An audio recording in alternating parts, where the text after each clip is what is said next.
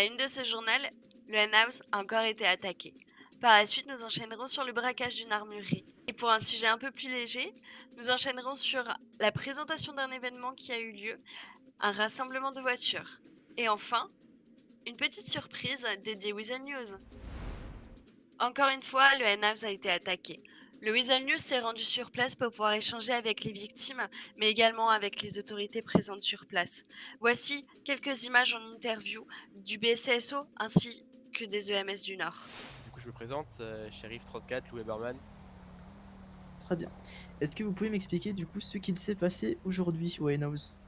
Donc aujourd'hui, le dimanche 21 août, aux alentours de 23h10, on a eu l'information comme quoi un groupe de motards appelé les Mayans montait au nord en direction du Henhouse.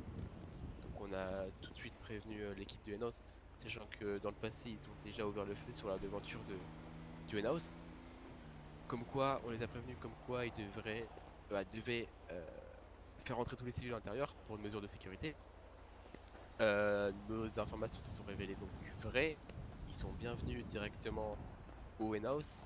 C'est donc l'équipe, on va dire, du Yellow Jack, composée de Mayans, qui je le rappelle est un groupe motard, venu parler en face à face avec les patrons d'une manière assez musclée, si on peut se le dire, en faisant des menaces sur civils du coup, et qui pourraient aussi s'apparenter à des menaces de mort. Est-ce que vous comptez mettre en place des actions contre ces personnes afin de les sanctionner? Affirmatif, les actions sont déjà en cours en ce moment. Nous enquêtons assez activement sur ce groupe de motards, et voilà, je ne peux pas vous en dire Très bien. plus malheureusement. Très bien, j'aurais une dernière question. Je voudrais savoir, est-ce que vous pensez que ces actes vont être répétés encore dans le temps?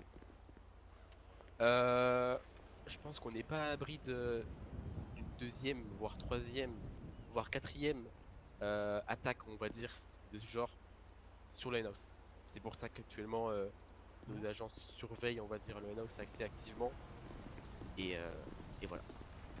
Ok, donc ce lieu reste en insécurité pour le moment. Il est, on va dire, une cible. Une cible pour les Mayans. Mais on essaye de le sécuriser un maximum avec mes agents. Donc, madame, dans un premier temps, j'aimerais savoir si vous avez mis à disposition des mesures de votre côté par rapport aux attaques à répétition au Henhouse. Eh ben, écoutez, à chaque fois que le NS vous est ouvert, nous venons bien évidemment en renfort au besoin, quoi. Toujours, toujours présent. Très bien. Est-ce que votre tenue actuellement, du coup, en Defcon, si je me trompe pas, a un lien, du coup, avec Ah, ces attaques? tout à fait. Dès que j'ai vu ce qui se passait ce soir, j'ai tout de suite été mettre ma tenue d'EFCON. Par la suite, nous avons également pu prendre les témoignages du copatron du Henhouse. Dans un premier temps, je voudrais savoir, est-ce que vous pensez que votre établissement va pouvoir rester ouvert encore longtemps?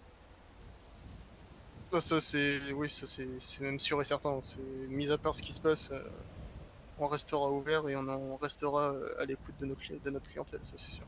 Est-ce que vous aimeriez faire passer un mot à ces personnes qui vous attaquent de manière répétée?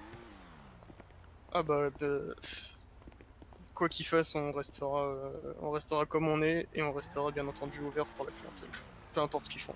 Est-ce que vous en savez plus du coup sur le pourquoi du comment ces attaques se répètent et qu'est-ce qui a allumé la mèche? Qu'est-ce qui a démarré?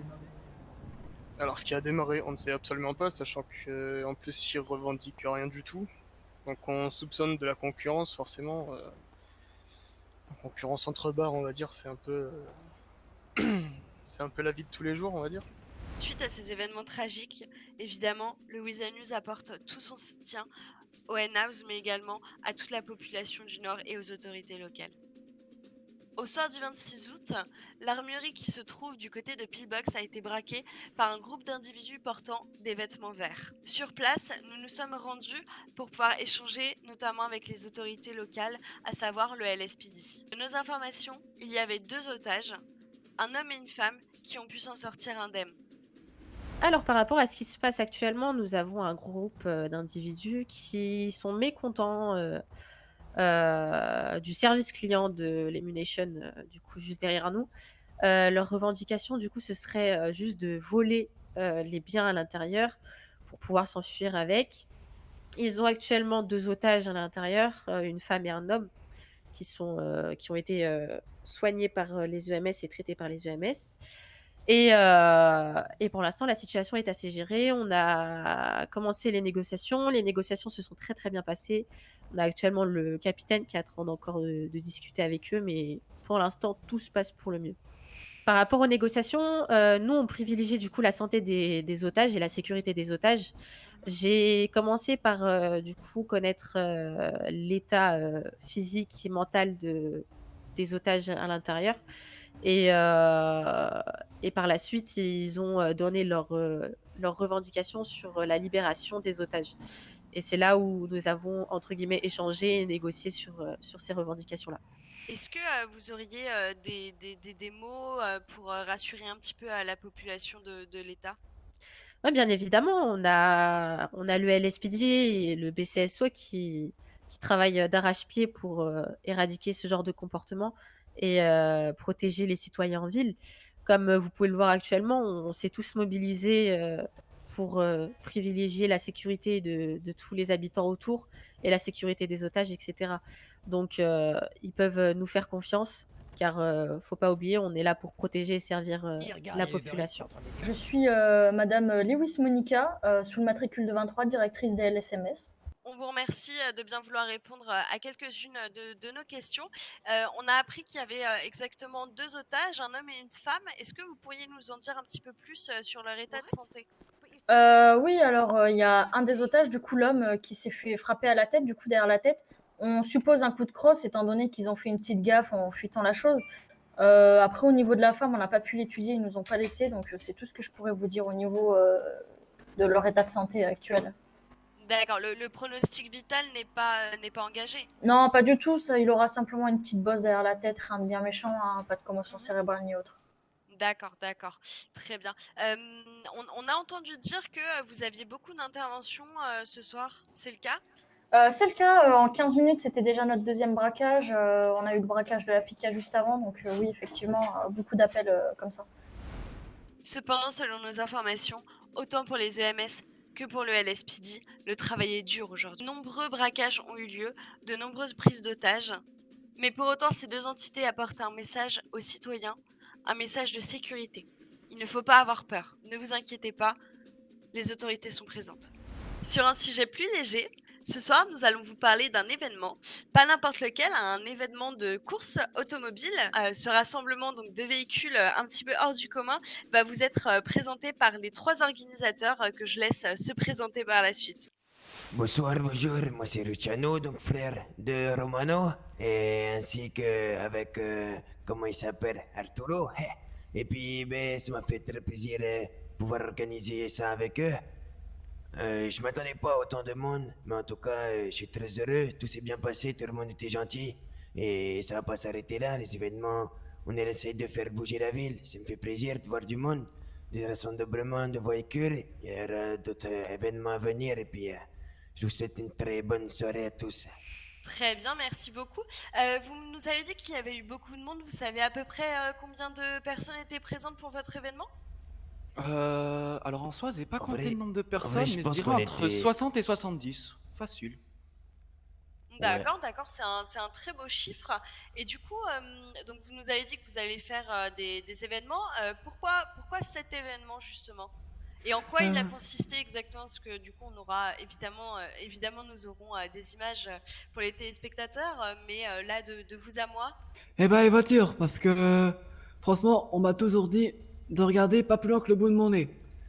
Vous voyez dans la rue, il y a plein de voitures, on voit tous des belles voitures, mais on les voit jamais au même endroit.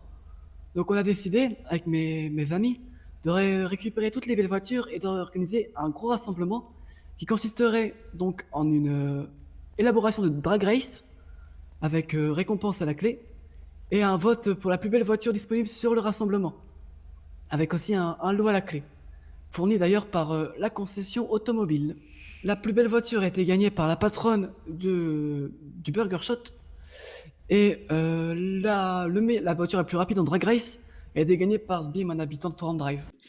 Donc par la suite, nous avons pu échanger avec la grande gagnante du concours de beauté automobile et je lui laisse la parole.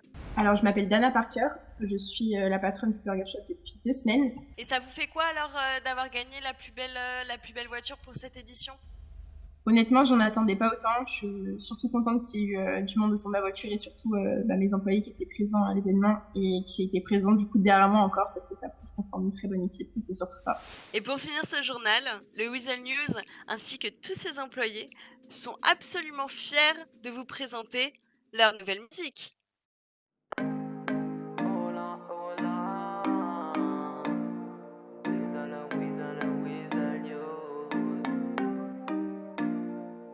Cody Beats. Attends de jouer Natacha, monte dans le van, direction la Vega. Putain de merde, j'ai oublié la cam. Fais demi-tour, il faut y être pour 35. Bonsoir, bonsoir à tous, ici le Weasel News. Bonsoir, bonsoir à tous, ici le Weasel News. Bonsoir, bonsoir à tous, ici le Weasel News. Bonsoir à tous, ici le Weasel News.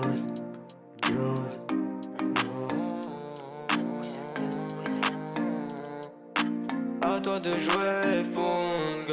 Monte le garçon ou monte le son dans le studio. On est posé, même au boulot. Petit café. On est appelé du nord jusqu'au sud. On est la grande tête de cette ville.